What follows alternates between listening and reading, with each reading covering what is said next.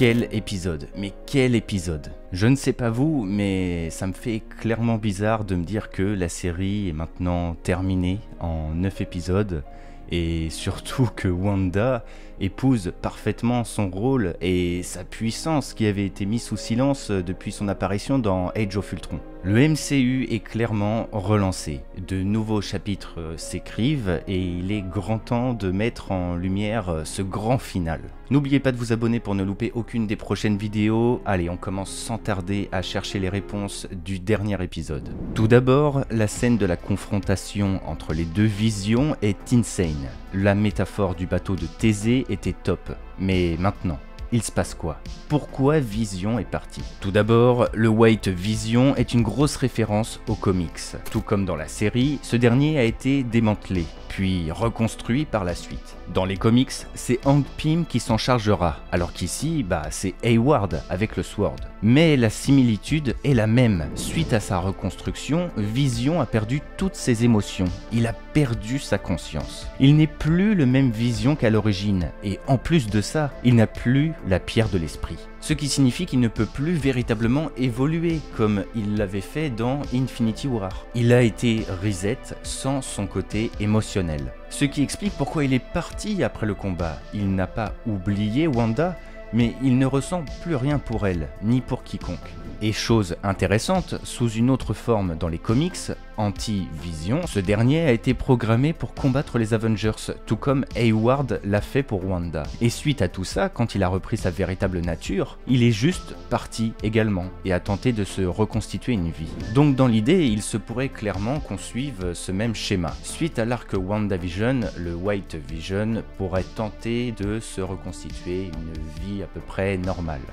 Ou peut-être retrouver sa véritable origine. C'est quelque chose que l'on n'oublie pas, mais suite au retour de ses souvenirs, Vision se rappelle maintenant des événements d'Infinity War, et donc de la tentative de Shuri de le reprogrammer sans la pierre de l'esprit. Et suite à ses actions, Shuri a conservé le schéma originel de Vision, et elle est la seule à le posséder, car Tony n'est plus de ce monde, et Banner est en quelque sorte out. Il n'est plus dans tout ça, et en plus de ça, il n'a pas les compétences pour le faire tout seul. Enfin, ce qui serait aussi intéressant concernant la quête de Vision de retrouver son origine et ses émotions est qu'il combatte mentalement ses mauvaises pensées. Vous n'êtes pas sans savoir qu'une partie d'Ultron vit à l'intérieur de Vision en quelque sorte, puisqu'il est basé sur son programme à la base. Et c'est quelque chose de récurrent dans les comics, Ultron essaye de corrompre Vision à plusieurs reprises. Étant donné que le White Vision a perdu sa conscience, ses émotions, il est actuellement fragile en quelque sorte.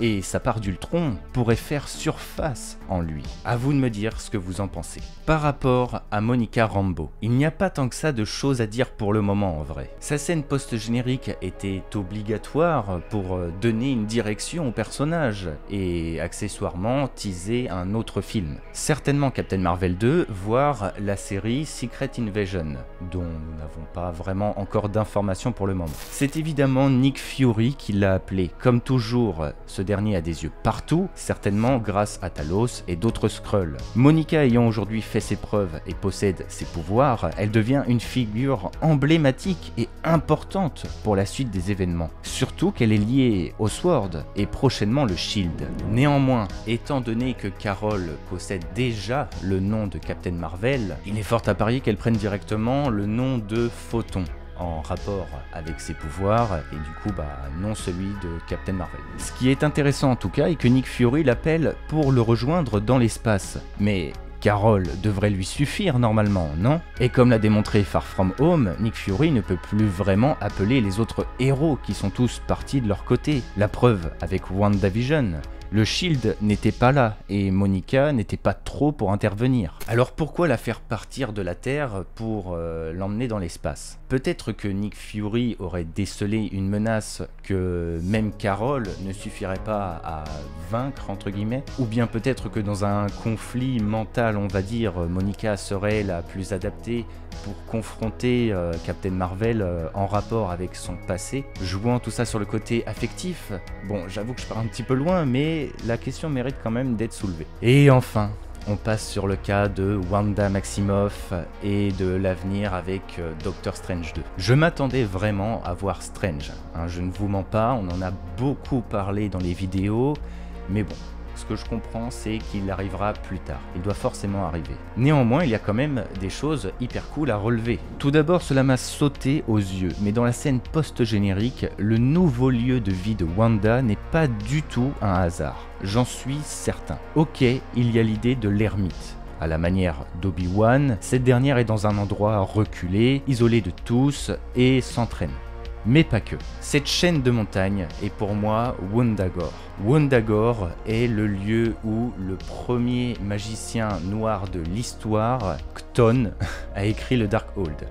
Désolé de la prononciation, mais il me semble vraiment que c'est comme ça qu'on le dit. Pour remettre dans le contexte, Chthon pourrait être quasiment considéré comme un dieu, le dieu du chaos. Il est le premier mage noir apparu il y a des milliards d'années. Pour se protéger d'une guerre divine en quelque sorte, il a créé une autre dimension pour s'y cacher, sauf qu'il restera enfermé dedans à jamais. Son seul héritage est le Darkhold en quelque sorte, le livre que possède Wanda et dont elle se sert pour comprendre ses pouvoirs. Et du coup, vu que Wanda cherche à comprendre cette magie qu'elle ne connaît pas encore, quoi de mieux que de retourner à son origine, à Wundagore, l'endroit où le livre a été écrit par son auteur d'origine. La présence de la voix des enfants de Wanda pendant sa projection astrale nous tease clairement le concept de dimension et réalité différentes, puisque le multivers sera la thématique principale de Doctor Strange 2. Cela reste mon avis dans tous les cas. Néanmoins, il pourrait avant tout s'agir d'un piège. Comme l'a dit Agatha, Wanda a déclenché quelque chose en réveillant totalement son pouvoir.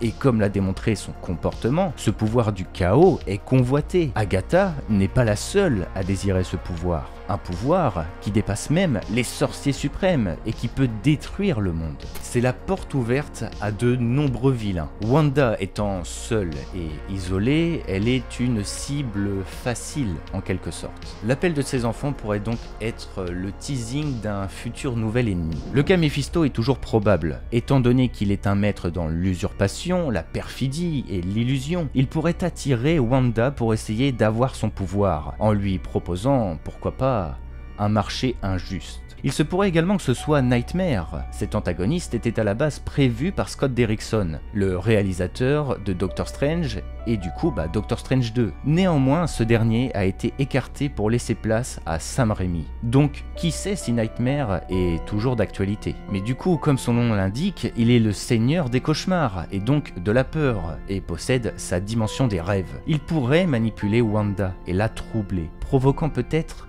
le début de sa folie. Mais cela pourrait être aussi Chthon, même si ça me paraît énorme pour le moment. Étant donné que Wanda est en quête de savoir, Agatha lui a même dit que c'était son problème, Wanda pourrait aller trop loin et ouvrir la porte de la dimension du célèbre magicien noir. Ce dernier aurait accès à la Terre et pourrait se déchaîner, souhaitant même récupérer le Darkhold.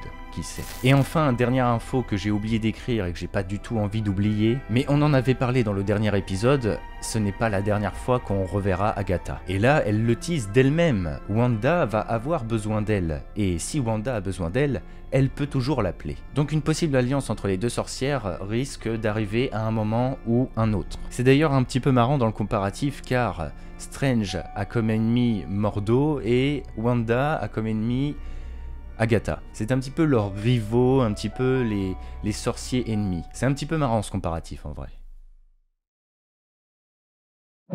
Bref, je pense avoir dit le principal. Je suis très heureux de vous avoir parlé de WandaVision et je tiens sincèrement à vous remercier de m'avoir suivi tout au long des vidéos au fil des épisodes. Évidemment, ce n'est pas la fin et qui dit fin de série, arrivée de Spider-Man 3, de Doctor Strange 2, dit forcément gros 3 théories en perspective.